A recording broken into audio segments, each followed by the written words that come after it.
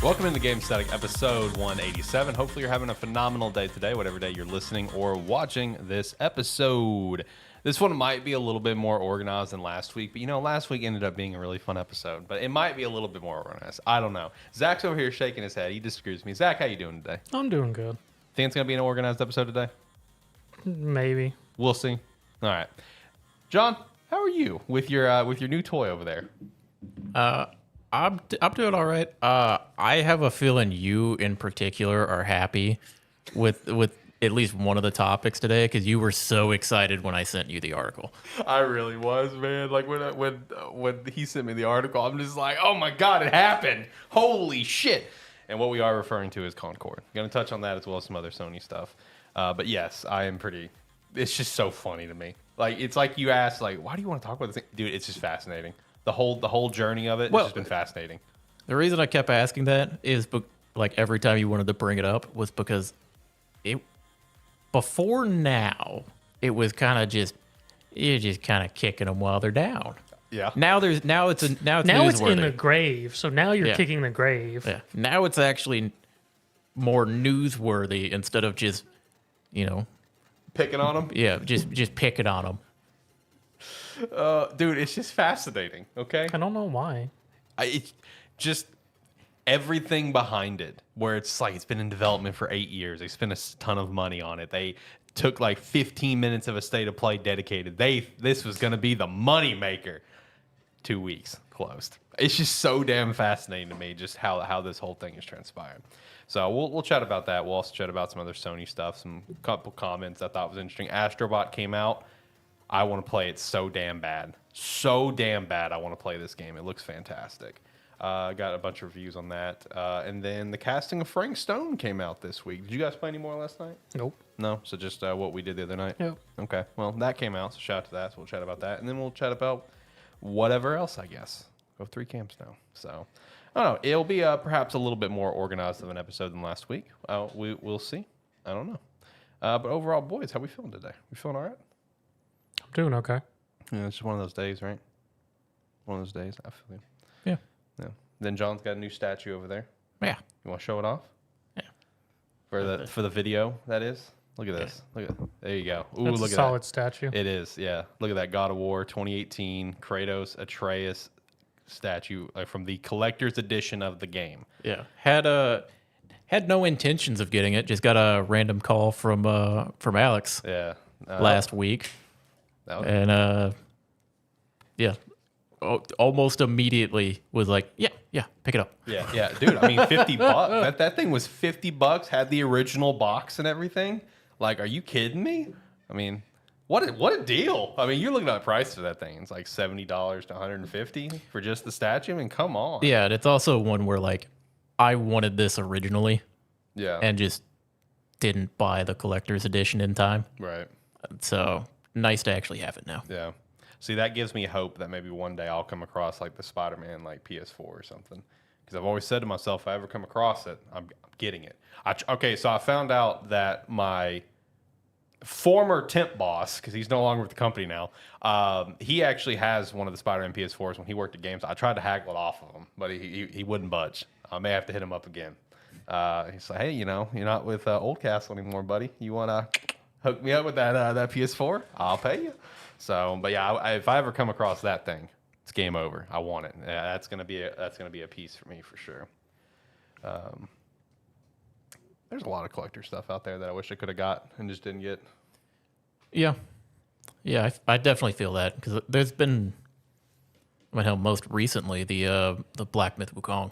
Yeah, both of those. The one that I really wanted, that one went very fast. It was gone instantly. Yeah, it went up for sale and was gone. Yeah, and that was the one that actually had the Wukong statue, right? Yeah. Okay, because the other one had the crown, I think, which that was cool too.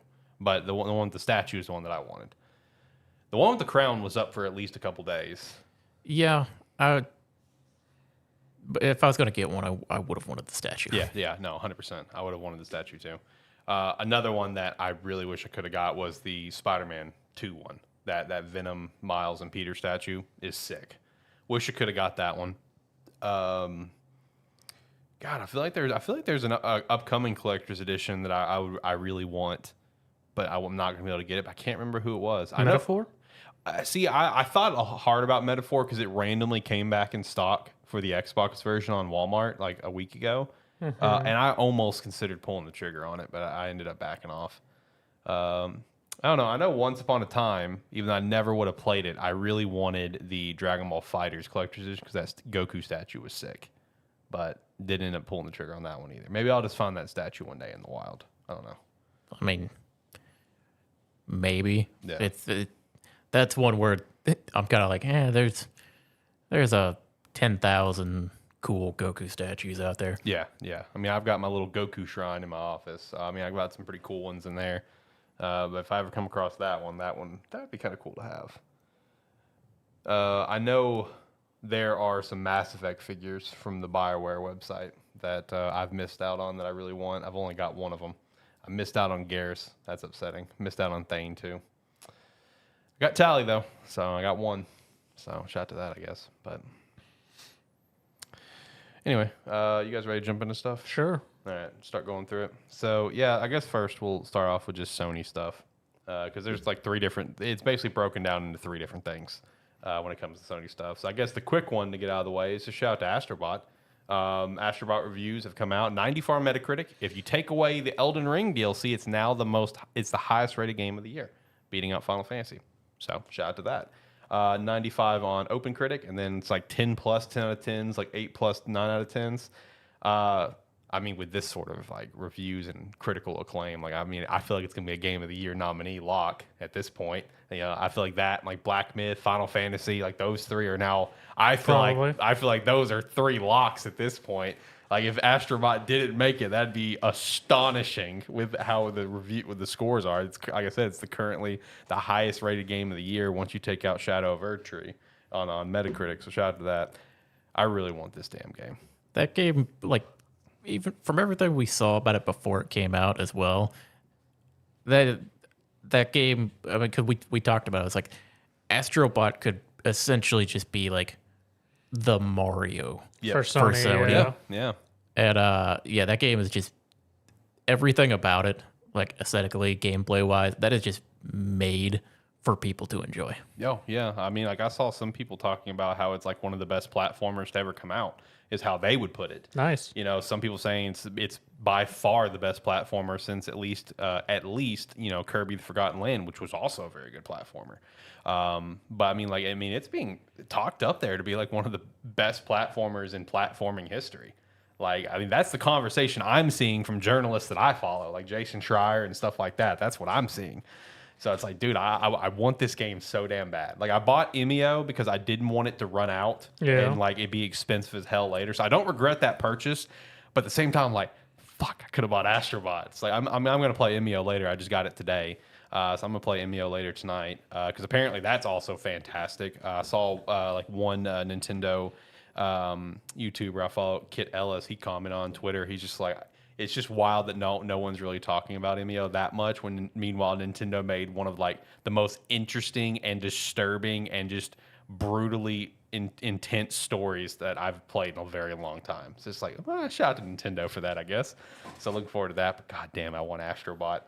I looked at today, it's like our Target nearby, they got like 5 in stock. I'm like, god dang, I want Astro Bot so damn bad. Costco had the controller and game combo for $120. Wanted that too. So I want this damn game. Why didn't you message me about that one? Sorry. It had a controller too. My bad. I should have messaged you. I'd have taken the controller. You could have the game. Well, fuck. Yeah, I should have messaged you. My bad, bro. Who knows? It might still be open. That was posted earlier. It might still be open. I don't know. I'll go look. But I do really want this game. Hopefully I'll get it here in the next like couple weeks or so. I get paid next Friday, so maybe next Friday I'll pick it up. But with the conversation that like Astro Bot could be like their Mario and stuff, I feel like the massive success of this game from like a review standpoint, a sales standpoint, and everything, the controller sold out immediately, you know, the whole 9 yards, right? And then on the flip side, we have Concord, which games as a service, whatever, disaster. Like when I say disaster, it's more so just like no one wants to spend the money for. Because like in terms of reviews, it wasn't like a Golem. Yeah, no. It wasn't a JJK Cursed Clash, which is still currently the lowest rated game of this year. Shout out to that at like a 42. It wasn't Kong Skull Island, but it was just a mid-ass game that no one wanted to spend $40 for. I was about to say it was unfortunately just a game that came out, which I mean, in terms of idea, isn't terrible. It's just nobody wants that right now. Yeah. Well, the problem is, and I mentioned it multiple times, was like, why would you pay $40 for Concord when you can jump on Steam and find a myriad of free like hero shooters and that have more to them, more game modes and all of that. That, I mean, honestly, they all would have had more players than Concord. But yeah, why would you pay for that experience when you can get a better experience for like a free game? Exactly. And like, it's just, there was nothing that stood out about this game. Like in terms of its gameplay, it was very bland. Like the world was super interesting. The characters were super interesting, especially if this was a single player narrative. But it's like what Zach just said. It's like no one just wanted this. No one wanted this. Like John was interested when the trailer started, and in the moment we saw gameplay, John was like, "Well, I'm out." Yeah, that's the sad thing here, because it's quite possible this game, if it was a single player experience, might have done fairly well. But in terms of multiplayer, just nobody wanted this. Yeah. It's like, speaking of my reaction to it, like from their cinematic trailer when it was debuted, I'm sitting there watching. I'm like, oh man, this is really cool. This is awesome. Cut to gameplay. I go, never mind. Yeah. I don't care anymore. Exactly. It was that quick. Like, it's just like, no, see, I enjoy hero shooters, but like this, I can look at an IP, I can look at an idea like this and say, that probably would have been better off as a narrative experience. Because like, if you would have really just dialed it in and went for like that Guardians of the Galaxy level kind of vibe with this little ragtag team, dude, you could have had a banger original IP. And they were gonna sort of focus on that because it was the whole thing. Like, they were gonna have weekly cinematic storylines for each of the characters. Like, I don't know, man. Like, this is such a baffling experience, and it's like, it's so funny to me that they just immediately like, yep, we're done. We're just gonna go. They pulled the plug real quick. Like they didn't even attempt to give it some sort of life by like adding it part of PlayStation Plus or making it or free to play and issuing refund at that point, which obviously would have lost money regardless. But it's like there was not even an attempt. It was just like, it's done. It's done. And now the physical version is selling for a lot of money. I bet it is. Oh my God. Yeah, no. If you could find a physical version at a store nearby, I would buy it. I'm going to go ahead and tell you right now, that's going to be a collector's piece in gaming history. Because like in terms of in gaming history, like it's tough to say what is the biggest flop in gaming history. I think that is tough to say. I know a lot of people like to immediately point to ET because like the game was literally buried. So it's like, I get that too. But it's like, there's a lot of debate on it. But this is at least one of the top flops in history. Well, I mean, I would say this is the biggest flop in modern gaming history. 100%. Easily. I could agree to that. And like realistically, it is a contender for the biggest flop in gaming history. It is. Just full stop. Because it's not just, the game came out and like nobody wanted it. They immediately issue refunds or anything. It's the time put into it. Yeah. It's the money put into it. Like $250 million, 8 years. And like full confidence that the game was going to succeed, and it comes out and everybody goes, why would we want this? Yeah. They were so confident they aired it at the same time as Marvel Rivals. Right. Part of the same state of play. It's such a it's so crazy, so baffling that they would be so confident in it, because who's been like, what part of any gaming community is going, what we really need right now? A hero shooter. Right. We need a generic hero shooter. Yeah. With an interesting backstory that has no bearing on the game. Mm-hmm. That sounds fun. Somebody was. I mean, like compare that to. I mean, I keep bringing it up, but it's because it's the total opposite story right now. Deadlock. Yeah, yeah. Deadlock is still invite only, early alpha state playable. Gets up is hitting like 170,000 peak players every day, close to 200,000.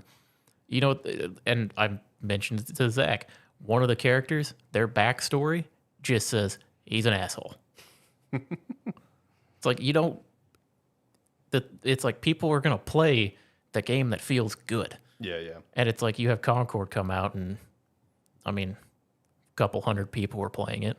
Yep. And then you have another game that came out that, I mean, it's like people who haven't played MOBAs really might call it a hero shooter to start with before they get into it really.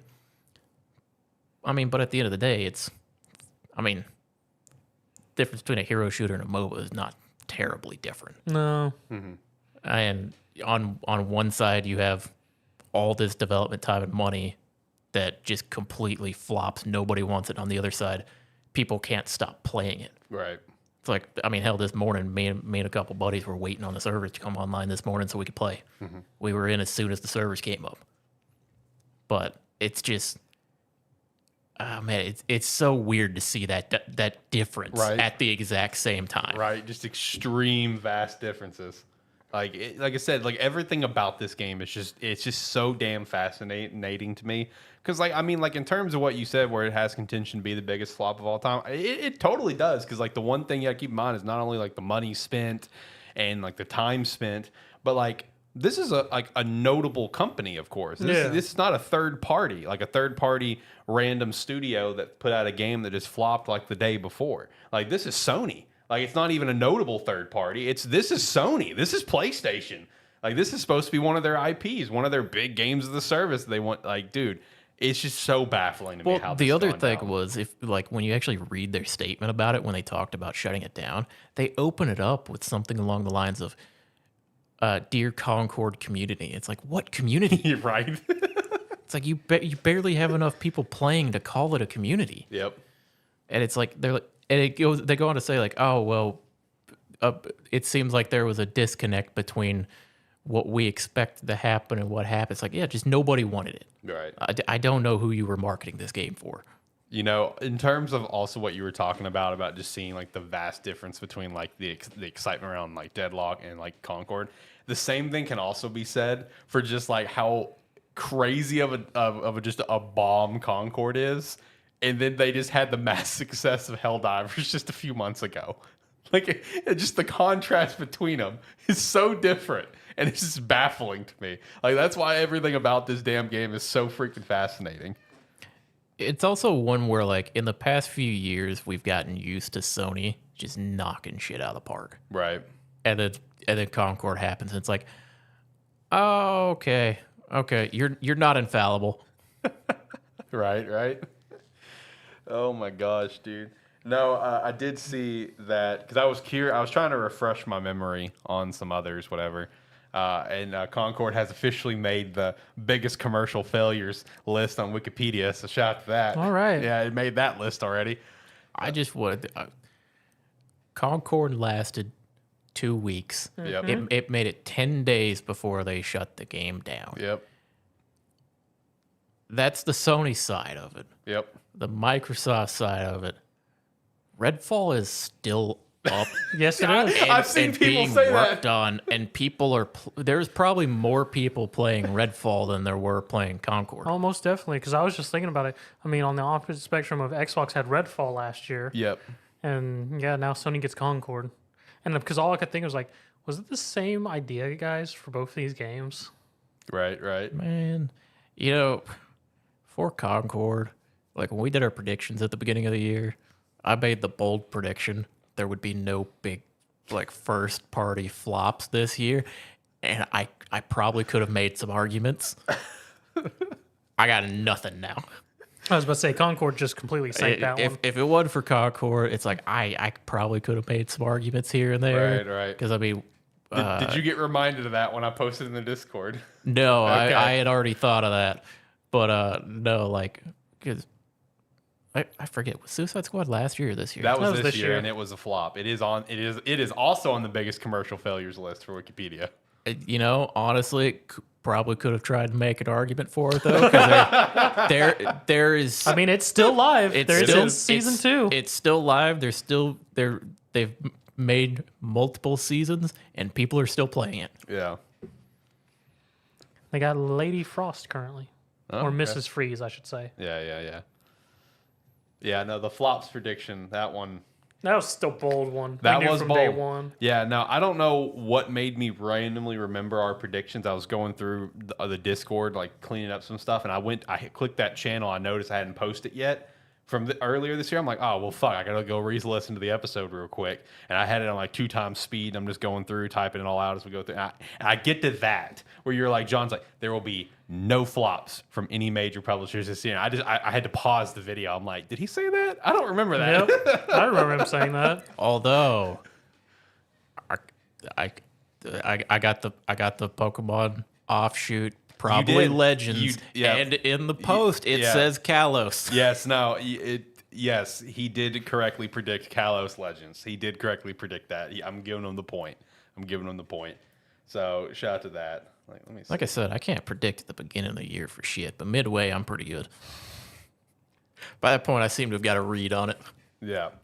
No, so for the Pokemon one, I gave you an X and I gave you 2 checks because you pretty much nailed it, right? Because like the one X you got is there's going to be a game coming out this year. That's your only X. But other than that, you did predict Legends and Kalos, so great job. Also, great job to your 6th prediction, which was Power World will come out and take over the internet for at least a month. That's actually pretty. I know how accurate. these viral games work.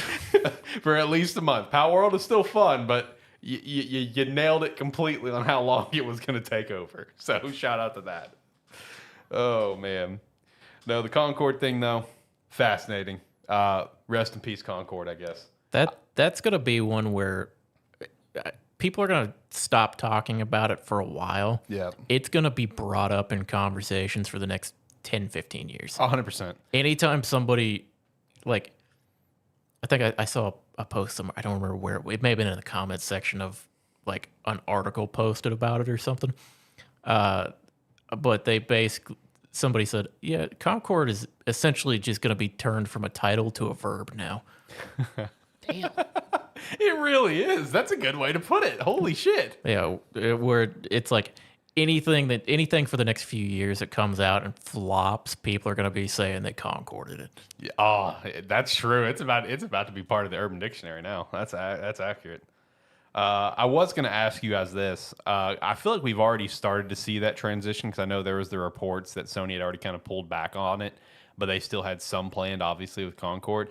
Do you think this massive failure is going to you really make Sony look in the mirror and just reevaluate their entire strategy going forward? Because the strategy was 10 plus live service games coming out. And then there was reports where a lot got canceled, including The Last of Us 1. Do you think this is like with the failure of Concord and success of Astro Bot, do you think this is going to make them reevaluate their entire strategy and just do what they do best? Honestly, I don't think they care. Oh, I mean, I'm in the same boat. I mean, they may go back to the drawing board and like adjust some things, but I don't think it's going to change drastically. Like overall, like the vibe I've been getting from like Sony with this news and like kind of stuff we'll talk about shortly with them is like, in their opinion, they're like, it didn't work. We'll just do another one. We'll just do something else. right. It's like for them, they're like, especially with how quick they cut it off. It's like, kind of sucks that didn't work, but Yeah, it was a very quick cutoff. That was quick, yeah. We'll move on to the next thing now, because I mean, I guess that's part of their mentality. Because for the last few years, they've gotten used to just banger, banger, banger, and they're like, oh, this one failed. Let's just get rid of it. People will forget about it. Hopefully, Yeah, people will move on. They'll forget about it until it becomes a verb, like John said. No, I mean, that's actually fair. You know, like it's one of those things where it's like, yeah, it sucks, but it's like it's a lot of money lost, but how much money is it lost for Sony? You know, like that's kind of the way to look at it. But there's a part of me that wants to believe it's going to make them change their strategy to some degree, where they don't have obviously the reports where they're not doing 10 plus live service games, but they still have some. Maybe now they only have one they're going to try to dial it into, and then focus on single player experiences that they know are going to sell, like maybe, you know, like the next Horizon or the next Ghost or the next Spider-Man, or, you know, a Spider-Man spinoff. Maybe they try to revive the Great Web that, in my opinion, should have never been canceled. I think that could have been your live service game to make money, but instead we get Concord. So whatever. I don't know. Sony strategy is fascinating. We'll just make a new PlayStation All-Stars Brawl. Dude, now's the time. Okay, like should have already done it. I wouldn't say now's the time, but should have already done it is the better way to put it. Should have already done it. You have more characters that you can dial it in for, you know, to it, whatever. It's just like, should have already done this. You know, you should have been launched, you know, with the PS5. Should have already been a thing. But I feel like if they have one that comes out now, it's going to be like missed opportunity of the window of when it should have come out, right? But that should have 100% would have happened. But I don't know. Maybe it shouldn't have happened, because apparently the Sony CFO doesn't think they have enough IPs, which is the other talking point that I've got for the whole Sony thing, which that's a baffling comment to me. Like, you got a graveyard of dead IPs. Like, Sony arguably has more IPs than Nintendo. And Nintendo has a shit ton of IPs. Like, Sony has so many in the graveyard. And I understand, like, well, some of them being in the graveyard because they weren't, like, huge commercial successes. But it's like, at this point, like, dude, you got a massive graveyard of them, of things that people would love to see come back. Like, dude, bring something back. Well, you know, give it a shot. The other side of that is, like, part of the reason those are, like, now dead IPs is they stopped selling. Yeah. It's like they stopped selling, or they just didn't have any new ideas for them. Mm-hmm. So it's like, while you could look at it and go, yeah, just try to bring some of these dead games back to life, make a new one, or just make it again or something like that. It's like, well, people are going to remember the names of some of these and look back at the last one that came out and go, maybe they shouldn't do that. That's fair. That's fair. I will say, from like the single player experience, I mean, with how well like Astro Bot was received and just any of these single player narrative games, I would like to think a couple of the notables they have in the graveyard could maybe have a chance to come back. But then I think about like Ratchet and Clank Rift Apart, and how it was a success in terms of reviews, but apparently in terms of sales, it like barely hit the line. You know, so it's like, you know, I know a lot of people always like to immediately say, make another Jak and Daxter, right? Yeah. Been a while for that one. I think the last one was what, the combat racing? Yep. Yeah, it was combat. No, there was a PSP one, wasn't there? That was a I know. Daxter No, game. yeah. So there's Jak 1, 2, 3. There's Daxter. There's the Jak X race, and I think there's a PS Vita or a PSP one too. There was a PSP. I don't remember which one's Daxter. I mean, I knew there was Jak and which two. one's I Daxter. knew there was two Dexter games. I was just thinking the second Dexter game came out before the racing one. Yeah. The Daxter game did come out before the racing one, because I just looked at the timeline of these games recently. I want to say there was another game that came out on the PSP. Oh, there was, because I had it. Yeah, there was Okay. There was two Dexter games. Okay. I don't know if they were new games or if they were just ported. Okay, gotcha.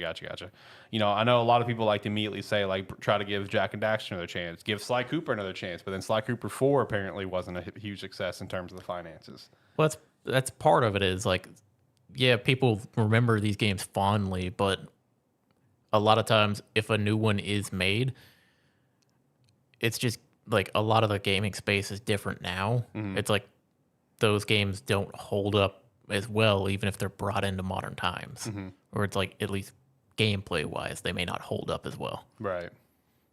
So that's kind of why I'm like, I'm usually more interested in like new IPs coming out or reinventions of the franchises than just going back to the well and going, oh, we're gonna do this again. We're gonna take this, bring it into modern, like up to modern graphics and everything, and just make another game similar to what we did before. Because I don't think that works anymore for the most part.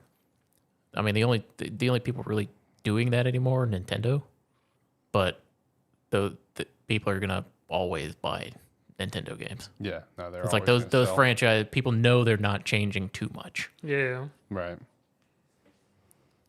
No, it's just it was a baffling comment to me saying that we don't have many IPs. It's like, bro, what do you mean? You got a massive graveyard. Like, if you want a games as a service game, like, why not take another shot at like a Resistance or a Killzone or And something? you may just be meaning in terms of IPs that they find marketable.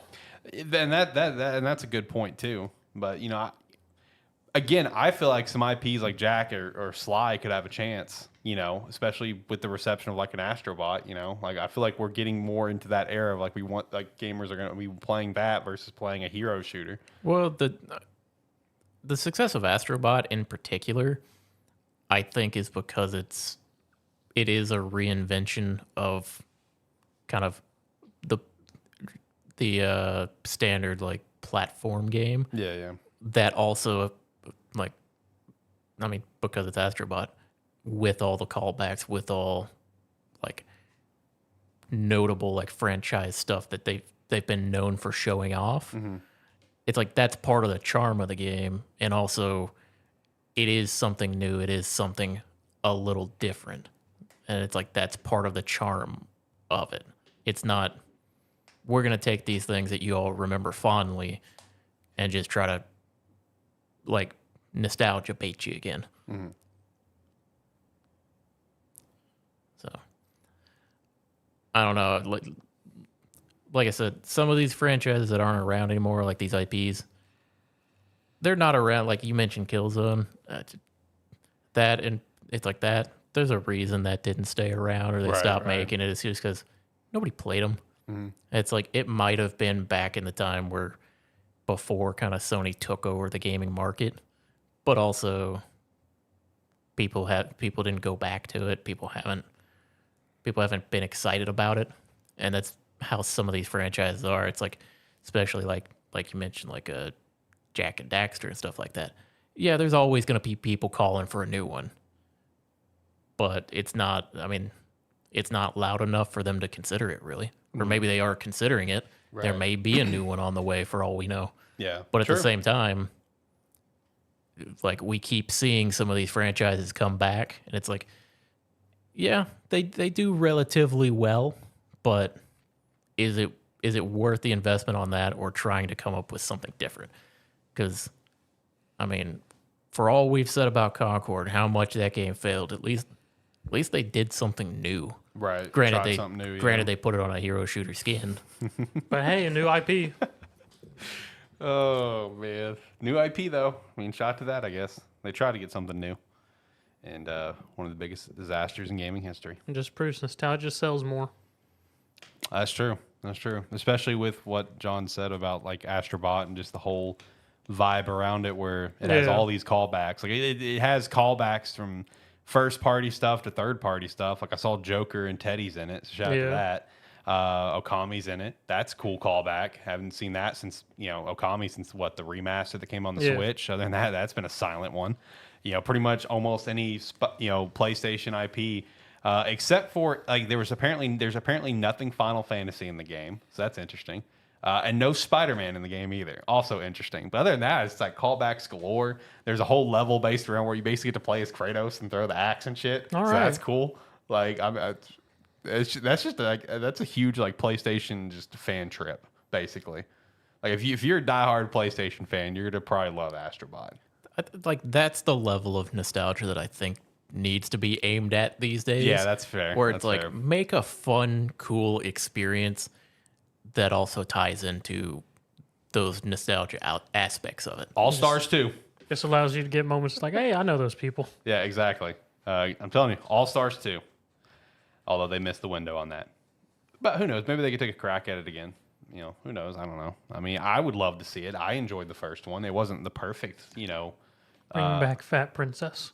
Bring back what? Fat Princess. What are you talking about? You don't know this game? No, I I- know what you're talking about. I It have was no. What are you talking PS3. about? It was PS3 IP Oh, okay. by Sony called Fat Princess. What is it? It's not necessarily a tower defense. It's more of the you create units to go forward on the field to take out your enemies and take their castle. And the whole time they're protecting their fat princess and getting her more cake and other food to make her bigger. What the fuck? Well, that one might be in the graveyard for a reason. It got a single game in the PS3 era. That might be in that IP graveyard for a reason. Oh yeah, it probably is. What the fuck? Okay. Oh jeez.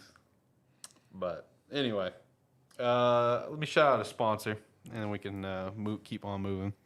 Let's shout out Rogue Energy. You can use the referral link down below. Promo code Sparky3 to get 10% off your order. You don't have to use our promo code, though. If they got a better sale going on, feel free to use it.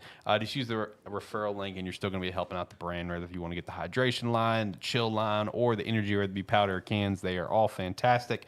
We have multiple recommendations like Black Cherry Lemonade, Rocket Pop, Strawberry Kiwi, Grape Popsicle, and more. Dragon Fruit Mango with the hydration is also fantastic.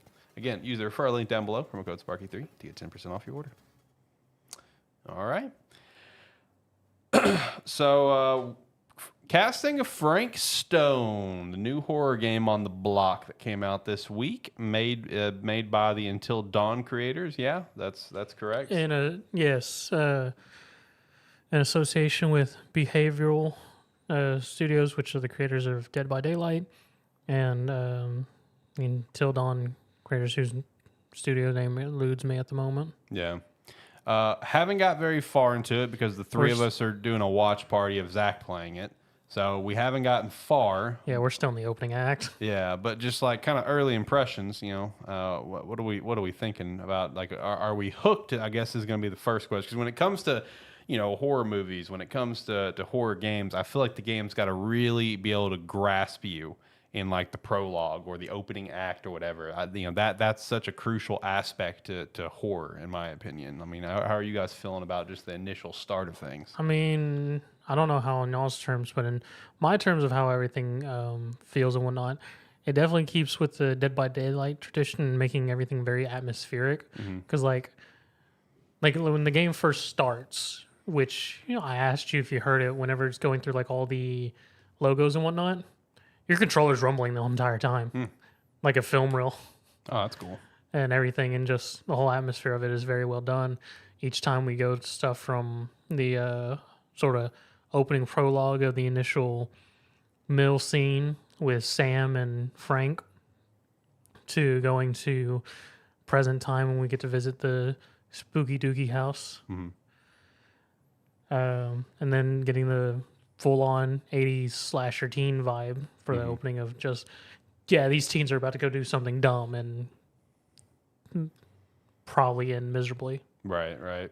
And in terms of it just being like atmospheric as well, it just seems to also be pretty detailed, as John pointed out, with some random things in the warehouse that caught his eye. It's just like there's some fun little like attention to detail things throughout it. I was gonna ask, because I didn't ask you guys the other night. Because I tend to prefer like the modern day vibe that they have going on in the creepy old like mansion and that, as opposed to like you mentioned, like the 80s teens doing dumb stuff. I mean, and I really like that because there is a distinct different feel for both those timelines. Yeah. I think I might prefer the modern day stuff more because I'm like, I want to know what's about to happen.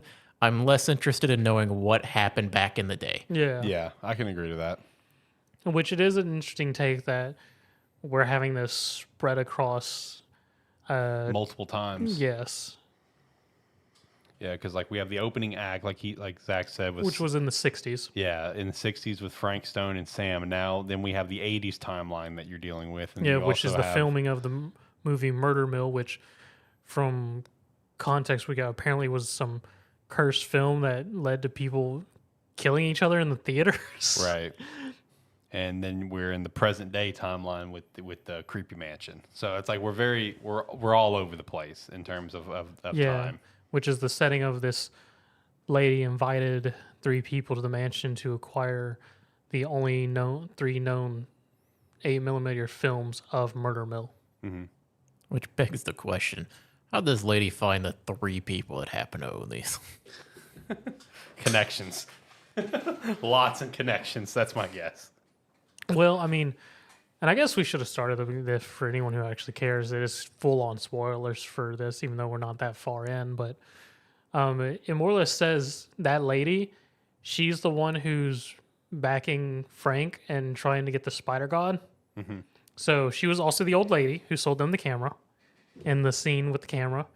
She was also the one who was Frank Stone's doctor who pushed him to start making sacrifices to the Spider God. Yeah. Well, it's like one thing that you kept pointing out is there are a ton of just scenes where, like, just based on the lighting and the angle that it, like, you gain control of your character, it just looks like there's hooks everywhere. Yes. Yeah. I love all the imagery. I mean, and one thing I also have noticed, like, for anyone who is an actual Dead by Daylight fan, there's just tons of stuff in it for you to notice and whatnot. Like the doll collectibles. The different weapons, just the little badge, which I'm fairly sure is Legion reference from that. And then just like the firecrackers. For me being a Dead by Daylight player knows, I wish I had money for those firecrackers. Because at some point, when Frank grabs Chris or whoever ends up with those firecrackers, I'd get a moment to try and drop the firecrackers. Mm-hmm. And it would save somebody. Now someone's out of firecrackers and more likely to die. Yeah. Which is also just an important thing to note. I mean, like, if you haven't, played until dawn, like, all of our choices are going to matter at some point, throughout this game. There'd be, like, an immediate payoff, like leaving the stranger at the side of the road, which who knows, that could come back to bite us later, even though they already... I mean, it did it. It said she appreciated our wariness. Yeah, appreciate the honesty, but who knows? Maybe later on she'd be like, you know what? Nah, fuck you. You left me on the side of the road. I don't know. But no, I mean, every choice is going to matter. So yeah, you're right with the firecrackers thing. Someone might be fucked now because we don't have the firecrackers to help them. I'm also very curious. I about started a thing. I was like, so what happens if you just fail the prologue? Does the Spider God just come down and just nothing happens? Everyone's just dead? Right. Did you go back and check? Not yet. Okay. That's a good question. Yeah, with how the prologue plays out, that's a valid question here. Yeah. So you did say we're full spoilers, right? I mean, might as well. I mean, we're only in an opening act, so Yeah, because like in the initial prologue, I mean, you shot Frank in the head, yeah, Yep. and he falls into the furnace, yeah, and is all kinds of fucked up. yeah, because he falls onto like some spikes and like his jaw completely comes off. But the old Brutal shot. The old lady narrator also made a point of saying Frank didn't die when he fell into that pit, and it's like, how? because the Spider God, more or less he was summoning, from more or less what I got from the bit of the opening act is he was in the finishing touches of summoning the Spider God, also known as the Entity, in Dead by Daylight, to more or less raise his presence there at that mill, and I guess consume that sawmill and bring it into the Entity's world, I guess. But because of that, he was tied enough to it where his soul more or less remained there and just needs some sort of magic voodoo to bring him back and start going on a sacrificial spree again.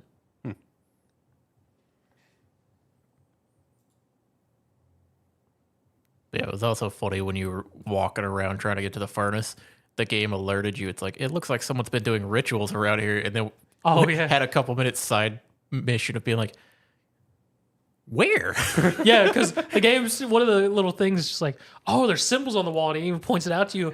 And we look, and I just happened to move too quickly, and it couldn't get it. I was just like, I looked back at the wall, I was like, the hell symbol are we looking at?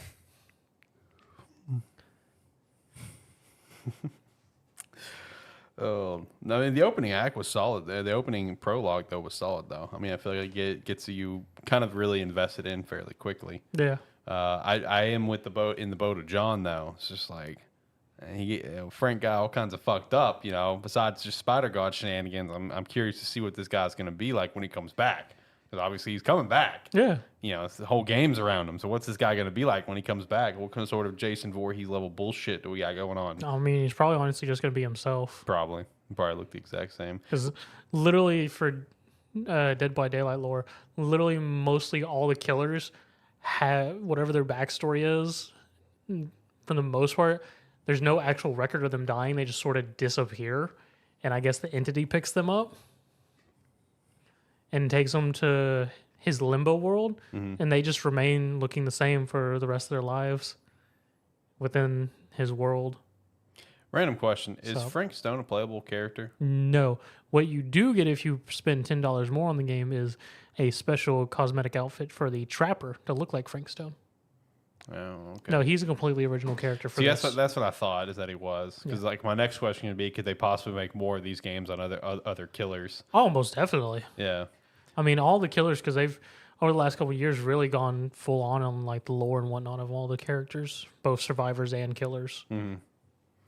Is Dead by Daylight, is it still popping off? Oh yeah, they just released the new Castlevania chapter. Oh, well, good for them.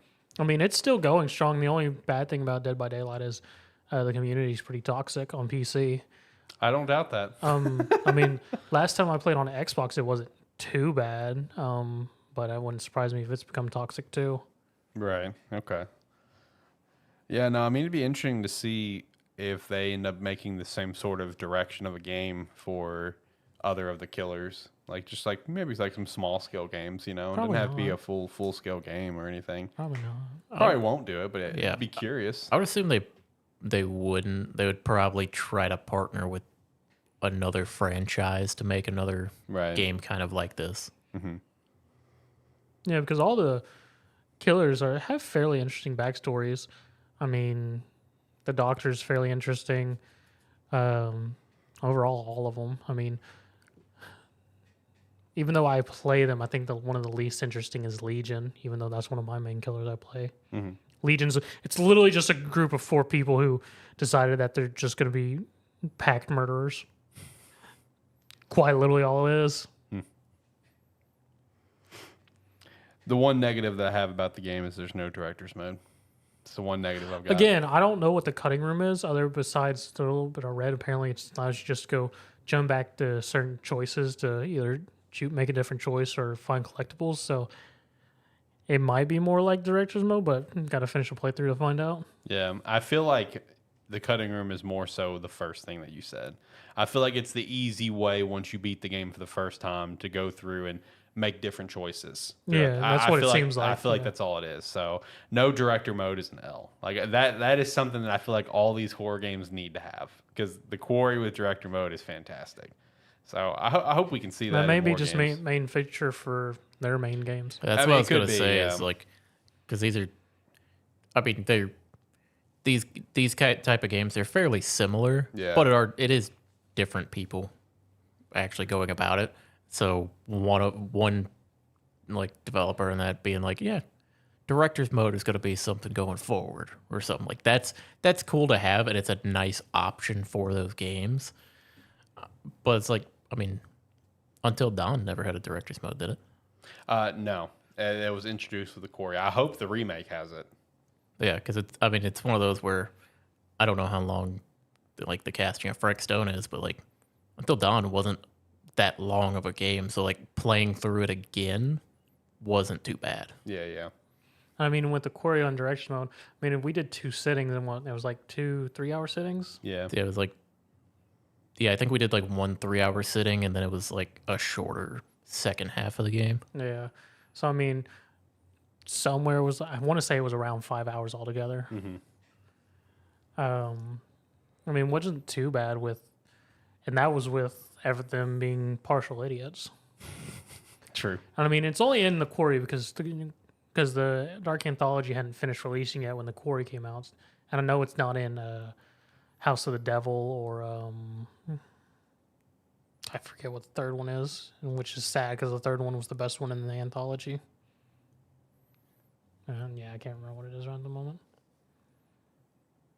But yeah, I mean, it would be nice for like games like that to, even after the fact, like include a director's mode or something. Yeah. 'Cause it is really cool to have because like playing through them is kind of the intention. Yeah. But a director's mode where you can kind of, like what we did, it's like one person just controls it, starts it, set the controller down, and you just sit there and watch a long movie. Yep.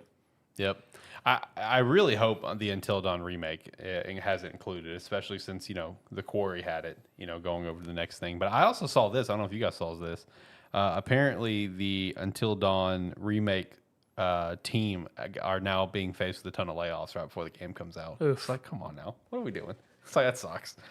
But I would love to see the Until Dawn remake have director's mode. Because like as much as I love Until Dawn, I've played it like 8 times. So it's like if I get the remake like pretty early, right? If it has director's mode, I'll buy it day one. I'll say it up front. I'll buy it immediately. I don't care. That's the first thing I'll do is I'll just go turn on director's mode. Because I've already played the game enough times. Like let's just go watch it. Let's go see what chaos can happen in the game when I set certain characters to be smart or stupid or whatever. Yeah. If it had it, I'd sit down and watch it with you. Oh, yeah. Because that's one where, like, I never actually sat down and, like, played Until Dawn. Right. I watched, like, 6 or 7 playthroughs of it.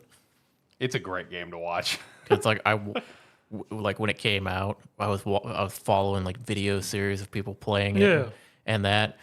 And then it was also one where, like, hanging out with Alex, anytime somebody showed up that had never played it, he'd just turn it on and go, "You're playing this now," and then you just sit there and watch them. Yep. Good times. I mean, overall, though, so far, opening act, casting of Frank Stone, solid for me. I'll be curious to see where it goes as we get into the actual torments and whatnot. Because also the fact is, this is the first one of their games that has a difficulty level. Mm-hmm. In which, me being me, I just went, sure, let's go hardest one. Yeah. Which is called Sacrifice. And the game's just like, yeah, good luck. You're going to die. Yeah, basically, there's no chance of survival. I feel like we're already seeing that difficulty level with like the QTE stuff you were battling. See, I think that was just with how I have to set it up to stream it to you guys. Okay. Because I got to more or less cloud play it through Xbox app on my PC to cloud connect with my game, my console.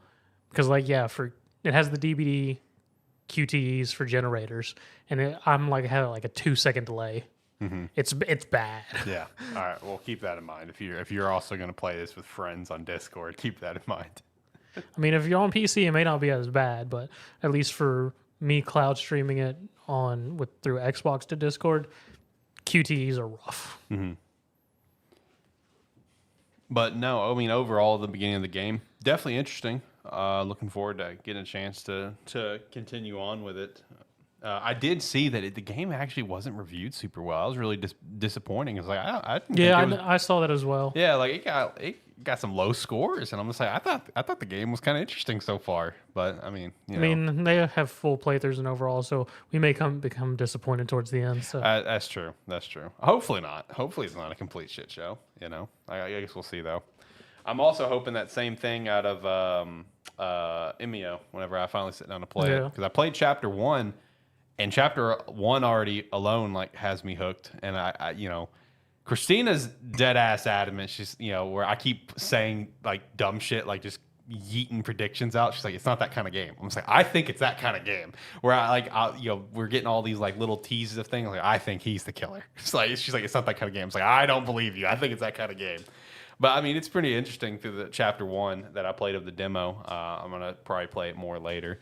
Where the first case that you have opened up was a high school kid that was murdered in a park, and he had the smiling bag put over his head, and then you just kind of open up a can of there was a string of murders like 18 years ago that were all similar. There was 3 teenage girls that were all murdered, all with put the bags over their head, and there's also like the urban legend of the smiling man. So there's a lot of different elements that are all kind of popping up and all kind of being brought together. But I keep pointing out different things to her. It's like, I think this person's sus as fuck. She's like, it's not that kind of game. It's not that. I think it's that kind of game. Like, these people are sus. But no, looking forward to playing that, and actually hopefully it is actually as good as I'm reading that it is, and it is actually just a really disturbing story, which I'm down for that. I like horror games like that. Speaking of horror games, but not horror games, I've been introducing some people to some jump scares. Ooh, here we go. A Deadlock with Bebop. Yeah, he was just telling me about this before we started.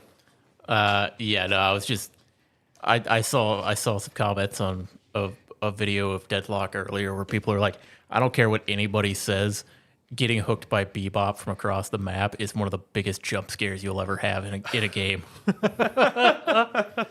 And actually got to play with Zach some. Yeah. He's hopped in a few times to play. Overall, what's your thoughts of it? It's solid. Yeah, very good. Yeah, it's a very solid MOBA. Once ever it becomes public, I mean, it's going to be up there. It's going to probably stay fairly community generated and just people playing consistently. So I did, I also got the invite and I got it installed the other day. Haven't jumped on it yet. And I was telling him before we started, I'm low key scared to jump on because you know how bad I am at keyboard mouse. So I'm scared I'm just gonna jump in. I'm gonna get brutally manslaughtered and just never have any fun. I mean, some of the lanes can be pretty rough because Yeah. I mean, the 2 times John and me have laned together, we keep getting shitballed lanes. I've over the past few days, I've had some oppressive lanes that I've had to face off against. But it's one where, yeah, I mean, hop in. You may get rolled once or twice, but I mean, can't be that bad. I've had quite a few games over the past few days where, like, eight to 10 people in the game have a real good grasp of what's happening, Yeah. and the other couple don't know what's going on. I mean, That's gonna be me. I'm just now at the point of where I'm getting combat flow and everything, and I need to actually consider looking at what a build is. Yeah. How many characters are currently in the game? I think like 20. That's not bad. Somewhere around there. That's not bad. Okay. Yeah, It's a decent roster. I was gonna say it's got to be like 20 because I usually have like 6 people selected, and that's somewhere around a third or. And I mean, in matches, you can't have any kind of mirror, so it's 12 different characters every match. Yeah. And then there's still at least a slew of characters not even in there. So, I mean, it's probably right around like somewhere between 20 and 25 currently. That's not bad. And apparently there's another character already in the works. Yeah. Yeah, I may hop on and try it tomorrow. I may Not do before that. 11 a.m., you're not. Yeah, well, I'll be busy before then anyway. So what are the hours? 11 to 5 11 a.m. to 5 a.m. weekends. Saturday through Monday, and then Monday or the Tuesday through Friday is like 3 p.m. to 5 a.m. Okay. Then yeah, I may finally hop on tomorrow, like tomorrow evening, and give it a shot and see if I get brutally destroyed or not. I may need you guys to like shoot me a message or whatever and just go ahead and give me an idea. It's like, Alex, I think you might like this character. Like, you guys know how I play to some extent from HOT, so just let me know. Well, the other thing is if you load in, if you go to, it's like they have a sandbox Yeah. where you can hop in and just test a character's abilities. And we Okay, can't good. guarantee you a character because it's not a lock-in system. It's you choose Well, a... I Yeah. know. Okay. Yeah. But at least someone to kind of have a starting point with. Yeah, you have to try to learn. You have to know. choose at least 3 people Yeah. to start a game. Right. I've slowly been narrowing my list down because I had like half the roster selected. And I was like, I'm just gonna play whoever I get. Now I'm like, no, I want to play like these 5. Right. Yeah, I'll have to figure mine out. I love bruisers, especially. That's always been some of my favorite type of roles to play. It's just beefy people that can do Yeah, damage. Abrams. Abrams. Screw Abrams. Okay, I'll try him out in the sandbox. Like the biggest. He's the tankiest boy. I'm down for tanks. He literally shoulder charges in you to steal your life and slap you in the face with his law book. Yeah. No, I've always been more lean towards like either being like bruiser is always my preferred role, followed by probably tank and then support. Like damage is fun, but I'm just not the best. I'm okay with certain characters. The thing is, like in this game, there's no like dedicated tank. Yeah, there's Because- no like dedicated roles. Because the way Deadlock works is you get 4 item slots, 4 for weapon damage, 4 for vitality, and 4 for spirit. And then as you Complete destroy objectives. as you destroy walkers, you gain more flex slots. So you get 4 additional slots after that. Okay. So every character builds damage, tankiness throughout the game. And then Yeah, ability power. Spirit's pretty much ability power. Okay. Okay. Well, that's good to know. Well, I'll just have to go in the sandbox and figure it out then. I'll start with Abrams. I'll go start with him and see how he feels for me in my playstyle. And just kind of go Say from what? there. Abrams, Magnus. Warden. Yeah, I was thinking Warden or Warden's probably the closest thing to a bruiser.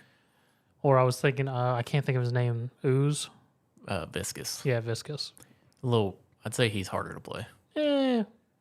He's more control. Yeah, you're right. Well, he's more control, but he's got a lot more like finesse to him with his punch ability. Oh, I could see that. Okay. Yeah, I'll make the time and I'll hop on it tomorrow once I'm done working on some video Or stuff. you could just play Impy. What do they do? They turn into a giant statue and sit on your face, Nice, and then throw thorns. nice. Isn't that character's name Impy? No, I don't know. I don't remember. It's like Inksy or something like that. No, something like Inky, something close to You guys that. are close. That's the bottom line. Yeah, you guys are close to Yeah. it. It's the package delivery character. that. Yeah. You pick up your ultimate is you can pick up an ally and fly him around. And then drop him like a bomb. Oh, that's cool.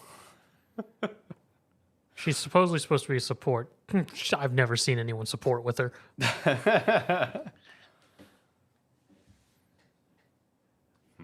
All right. Well, yeah. Like I said, I'll try it out tomorrow. I got it. I got the game installed, so I was gonna plan to try it this weekend. Beyond that, do you guys have anything else that you want to talk about? Anything you guys have played? John, I don't know if you're. I imagine you haven't touched it since you've been busy with Deadlock, but I saw where they had another Descendant come out for First Descendant, some sniper. Something? Yeah, I don't know. Haley. Haley, that's what. Yeah, it was. I've watched. I've been keeping up with what's going on in First Descendant. I haven't been playing it as much, but I've been keeping kind of up to date with patch notes and character releases and stuff. Now Haley she's new kind of sniper character. She's the new best boss killer in the game. Nice. I haven't progressed more on Black Myth. I'm still in chapter 3. Beat the dragon, and then I was gonna ask you the part. Motherfucker. What? This motherfucker messages me and tells me, "Oh, I beat the yellow wind sage. Took me like 10 tries or some shit." This dude got stuck on the far easier boss of chapter 2 for like 4 hours. And then the boss that I get stuck on for like 2.5 hours, he beats in a couple tries. Or you probably like ran around and had. Did you do everything else in the chapter before you fought him? Basically, so I fought him about probably 5 to 6 times, and I'm just like, I want to go actually like play the game, not just get my ass completely beat. So I'm gonna go run around the map and just do some stuff and maybe try to level up some more or whatever. So that's when I went and fought the giant beetle thing, the secret boss, and I was doing all these other side quests, and yeah, that's basically where we are. And then fighting the dragon only took me a handful of times. It was a cool fucking fight though. It was a cool ass fight. Violently got angry at one point because I got this fucker down to like 3% and he kills me. And I didn't play Wukong for I think 3 days after that before I got back on and finally beat him. I was so pissed. That's one of the cooler like cinematic fights. Like I mentioned to you, like when we talked about it at first, it wasn't a hard fight, but it looked really cool. Yeah. What's the part of chapter 3 that you hate? Is that like underground area? Yeah. Okay, I thought so. Because once I got down Fucking there, sucked, didn't it? I haven't got through it yet. Because once I got down there and I see where it looks like the thing from like Batman Begins, where Bane is from or whatever, talking about the tall necks. Yeah, that area. And I just look over, I see the ledge, and I'm like, that's where John jumped off the ledge. It's like that's where it was. It's a wooden plank that goes. Yeah. Yeah. The tall necks only show up when your eyes are glowing red. Oh, okay. Well, see, I didn't know when they showed up. I just noted they were just showing up. I didn't know how or when. Couldn't tell you why or what makes your eyes glow red or what, but when your eyes are glowing red and your health bar shrinks, that's when the tall boys come up. Okay.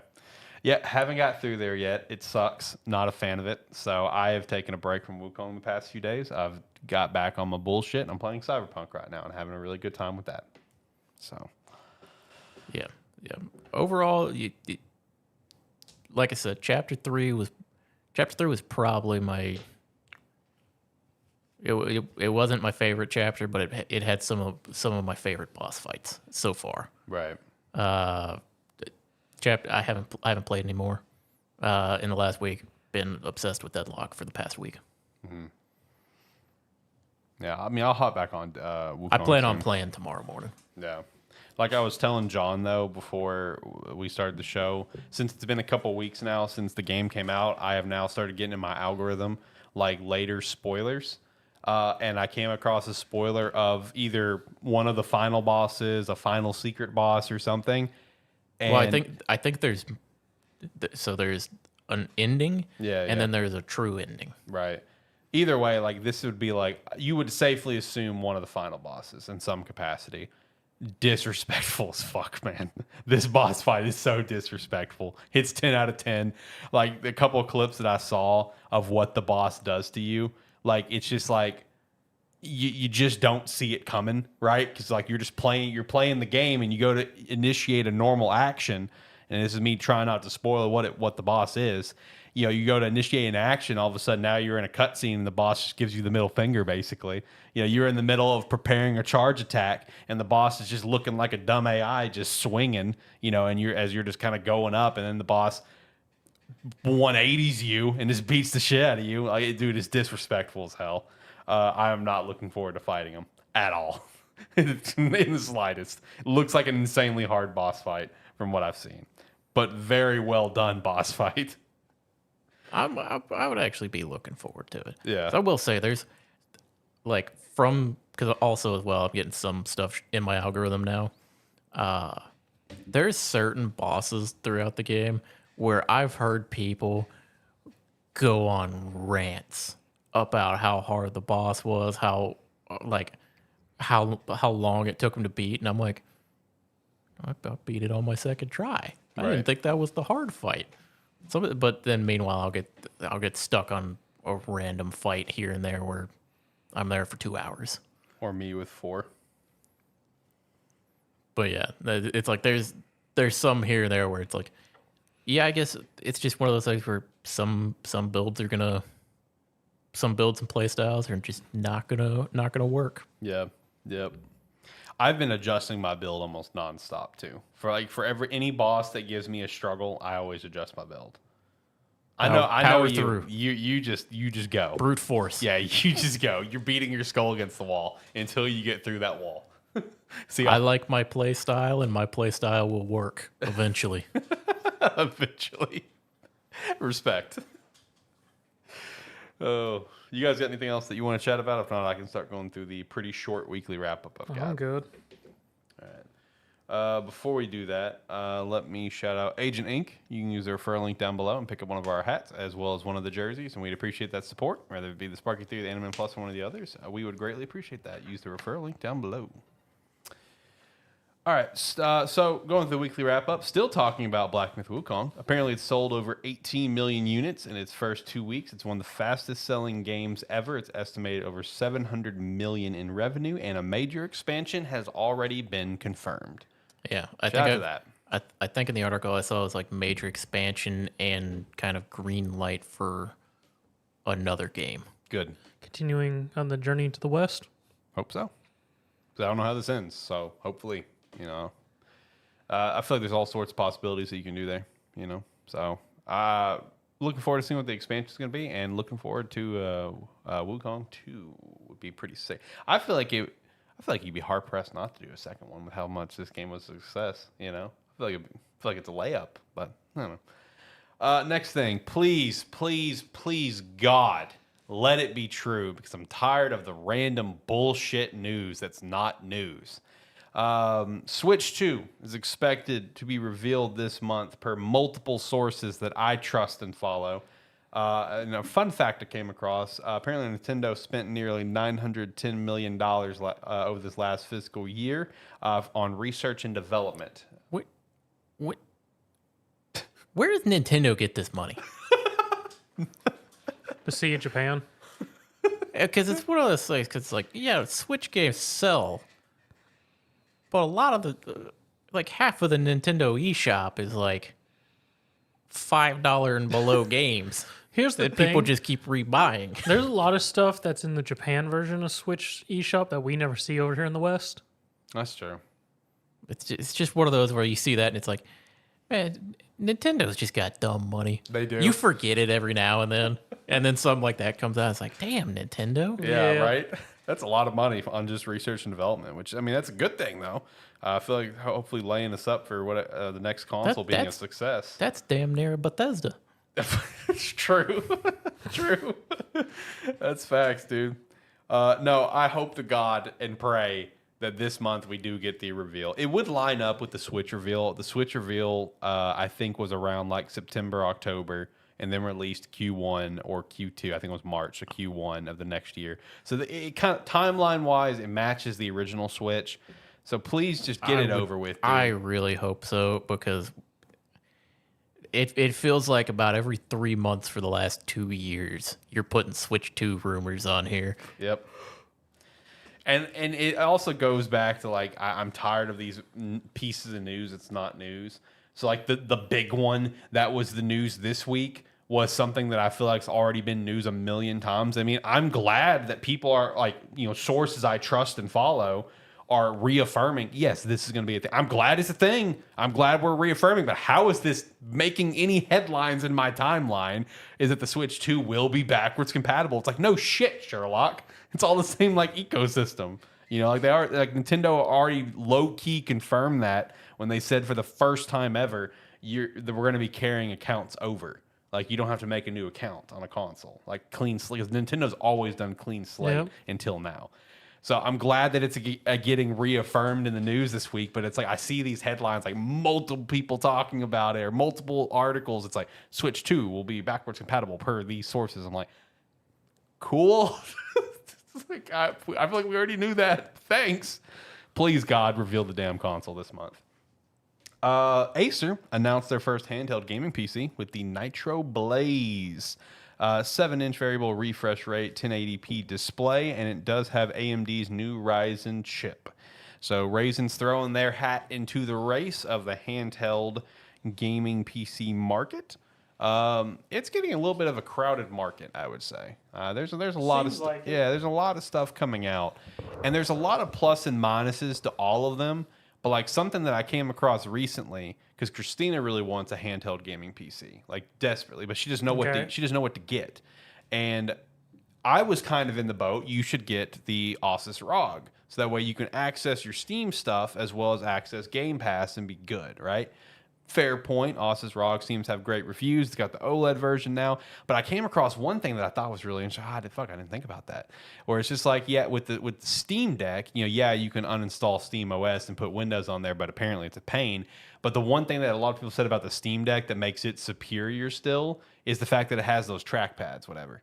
Because it's just like, yeah, you can get the Asus ROG to go play like whatever on Steam and stuff, but that Steam game you might be playing may not have like what would be controller support, and it's difficult to play.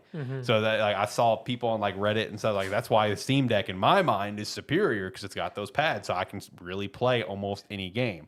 It's just like, oh well, shit, that's actually that's a fair point. That's a good point. So I don't know. I feel like it's getting a little bit of a crowded market because we've got like the Steam Deck that's kind of leading the way. We got the Asus ROG, which is doing its thing. There is the Logitech G Cloud, which apparently sucks. So shout out to that. Acer's now got theirs, and there's another one. I'm drawing a blank on whose it is. Oh, MSI, the Claw. Yeah, MSI Claw. They've got one too. So it's getting a little bit of a crowded market, but I don't know. I mean, shout out to handheld gaming though. Hopefully now Sony jumps back on the boat. Hopefully Xbox jumps on the boat for the first time. Atlas announced Sodro's signature curry sauce and spice blend to be purchased off their site along with the other P5R hot sauces. So shout out to that. I still would like to get those hot sauces at some point.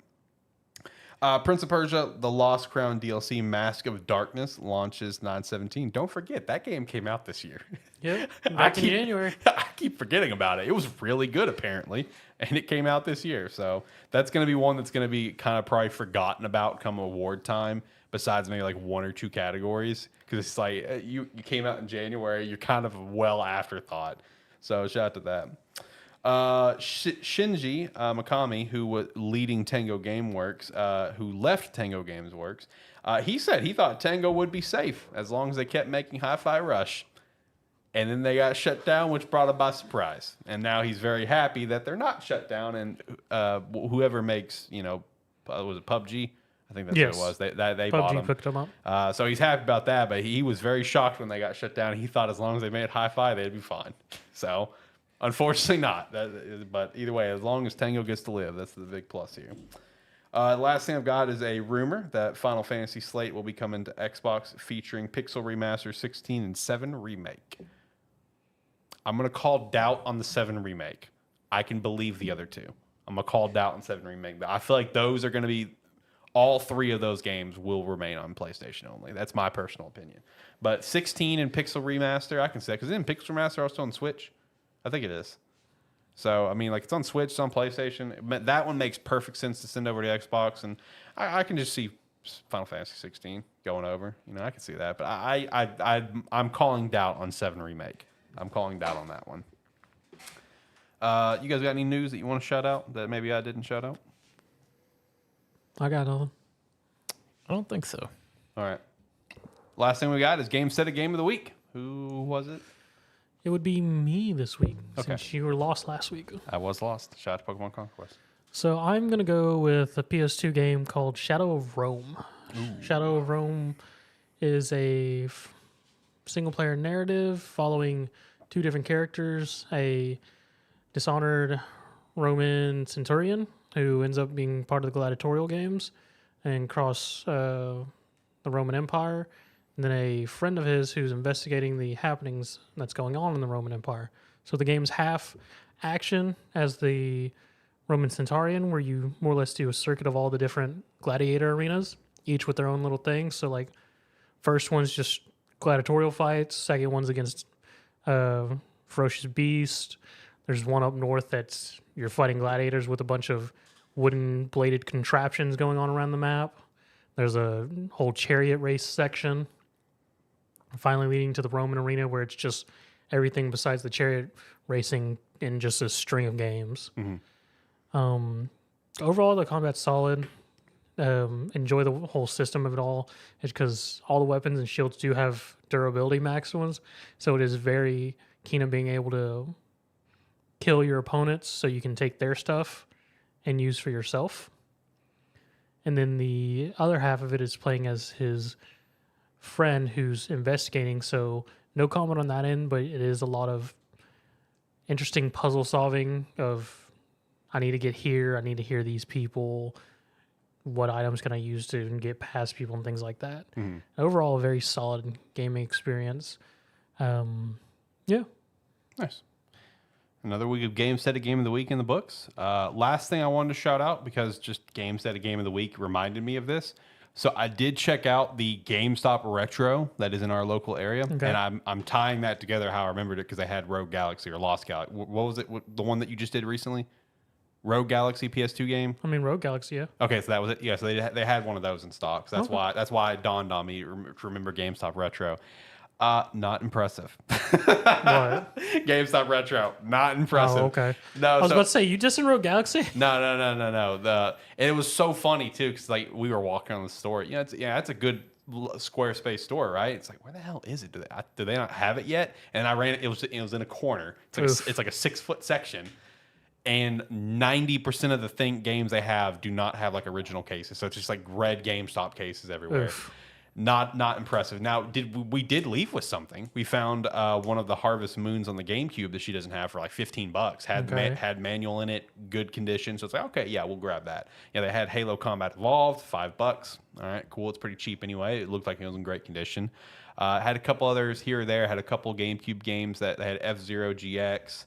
I think they had they had one of the Donkey Kong GameCube games. I think it was Jungle Beats. I don't think it was Kong. I think it was Jungle Beats. They had a shot to that, but not impressive at all. Like, you know, just no cases across the board. Prices were fine, I guess, and it was funny.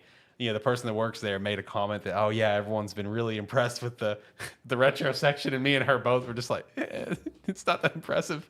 I mean, have you been up the road? Because that Game Exchange is very impressive. You know, so it's not that impressive, buddy. But okay, you know, whatever. I don't know. Shout out to GameStop Retro, I guess. Some people are finding some good shit. We found one thing, but everything else there was just, it was a deal breaker for me is the cases. I'm not gonna lie. Like, I don't want to buy a game if it doesn't come with its case. That's just my personal opinion on collecting. So it wasn't that impressive as said. But anyway, all right. So let's get out of here. Let's hit the music and go around the room. Like, comment, subscribe, rate, whatever your platform allows. It does help. Let us know how you feel about Concord only surviving 2 weeks. All right, yeah, do everything he said and more. And if you like what you saw with us, want to see us do this live, we do these live streams every Saturday, about 6 p.m. Central Time. So come check us out. Make sure to also check out our sponsors, Agent Inc. and Rogue Energy, with the referral links down below. We'd appreciate that extra support. You can use promo code Sparky3 over at Rogue Energy. Join the Discord. Check out our Patreon as well as our own personal shop, Sparky3shop.com. And like I said, we're live pretty much every single Saturday. We also got a terrible football show going on right now, live every Tuesday. So you can go check that out at the brand new channel, Terrible Sports Network. Until next time, guys, have a good one. Bye.